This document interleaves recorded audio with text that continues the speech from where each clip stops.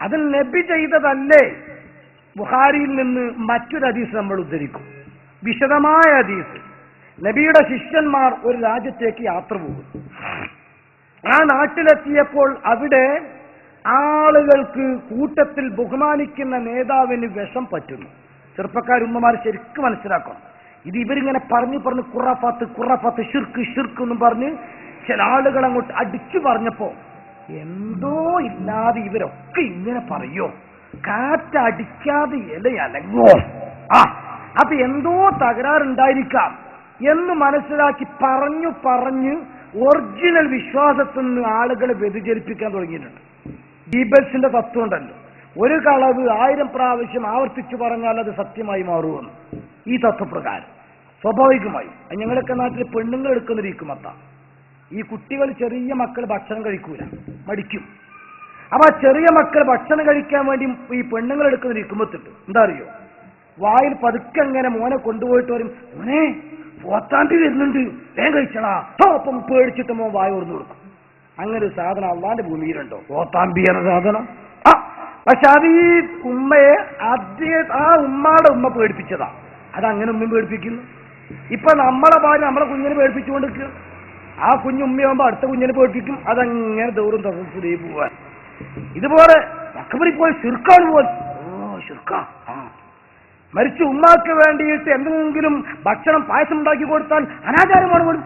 അനാചാര, എന്റെ മരിച്ചുപോയ ഉമ്മാക്ക് വേണ്ടി ഒരു തേങ്ങ പോലും ഞാൻ കൊടുക്കൂല.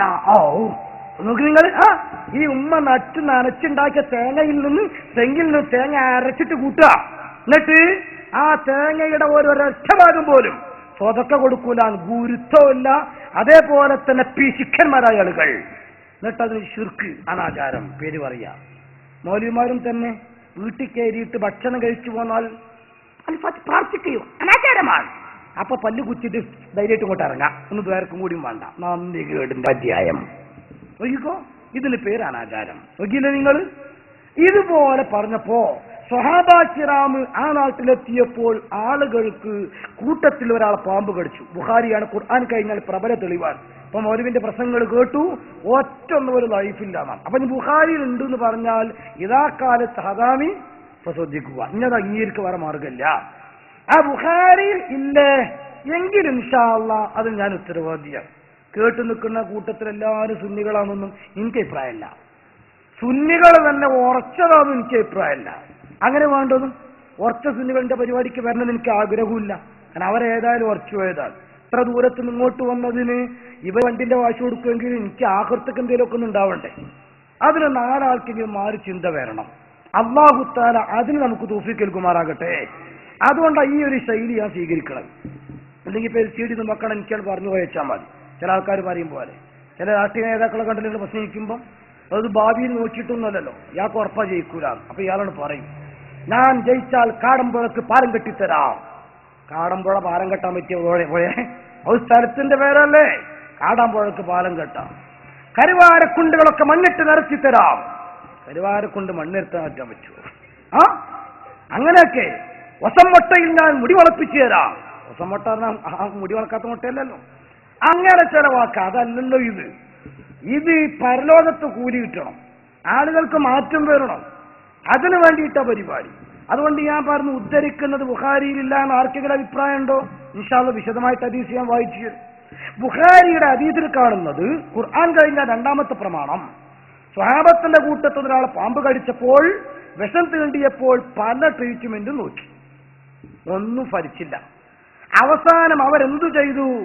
ഈ സ്വഹാബാ കിറാം ടെന്റ് അടിച്ച് താമസിക്കുമ്പോൾ അവരടുത്ത് വന്നു.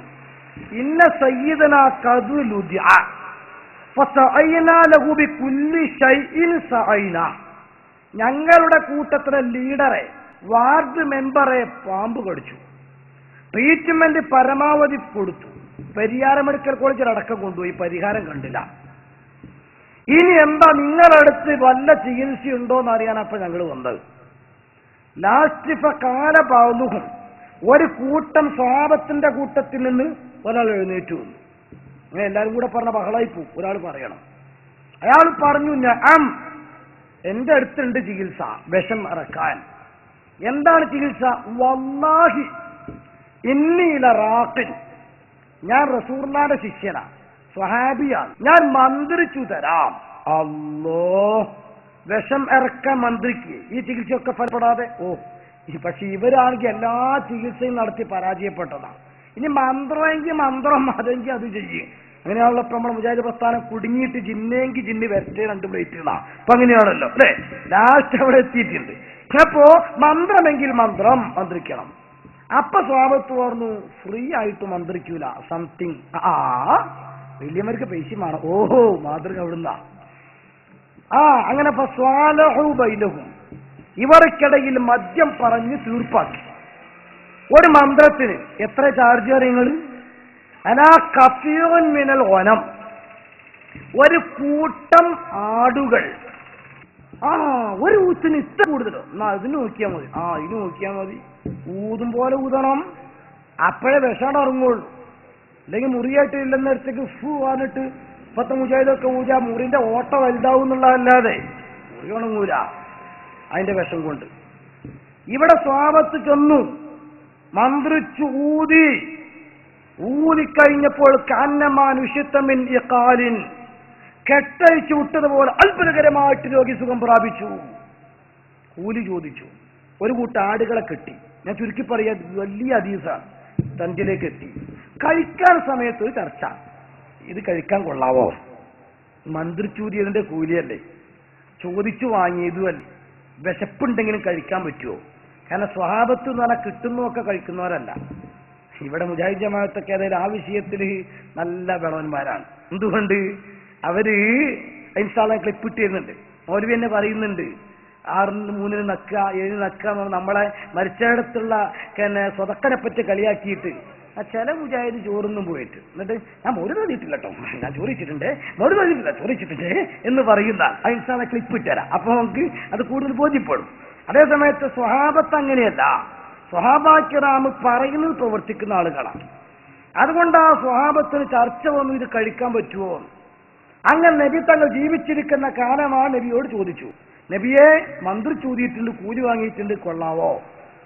അള്ളാഹുവിന്റെ ഹബീബ് മന്ത്രം തെറ്റാണെങ്കിൽ, കൂലി തെറ്റാണെങ്കിൽ, കൂലി ചോദിച്ചു വാങ്ങൽ തെറ്റാണെങ്കിൽ, അത് കഴിക്കൽ തെറ്റാണെങ്കിൽ, ഏതെങ്കിലും ഒന്നിൽ തെറ്റിന്റെ ലാഞ്ചന ഉണ്ടെങ്കിൽ അള്ളാന്റെ റസൂൽ അത് ശിർക്കാണ് എന്ന് പറയണം. പക്ഷെ റസൂൽ അത് പറഞ്ഞില്ല. പകരം റസൂൽ ചോദിച്ചു, സ്വഹാബ വമാ യുദ്രീക അന്നഹാ റുഖിയ, ഇത് മന്ത്രിക്കാൻ പറ്റിയ സൂറത്താണ് എന്ന് നിങ്ങൾ എങ്ങനെ മനസ്സിലാക്കി? അസബുത്തും ചെയ്തത് കറക്റ്റാ. പക്ഷെ കിട്ടിയ കൂലി നിങ്ങൾ ഒറ്റക്കെടുക്കുന്നത് ഒരു മനുഷ്യത്വമല്ലല്ലോ. ഒരു കൂട്ടുകാർ ഒരുമിച്ച് പോകുമ്പോൾ ഒരു സാധനത്തെ ഓഹരി ചെയ്യലാണല്ലോ അതിന്റെ മനുഷ്യത്വം. അതുകൊണ്ട് പക്കത്തസിവു, നിങ്ങളത് വിഹിതിക്കണം. പതിനെപ്പോലെ മാഹുംബി സുഹിമിൻ, ഒരോഹരി എനിക്കും താ. കാരണം ഉസ്താദ് ഞാനാ, ഉദിരിസ് ഞാനാണ്, ഇതിന്റെ അസ്ലി ബേസ് ഞാനാണ്, ഓരോഹരി എനിക്കും താ.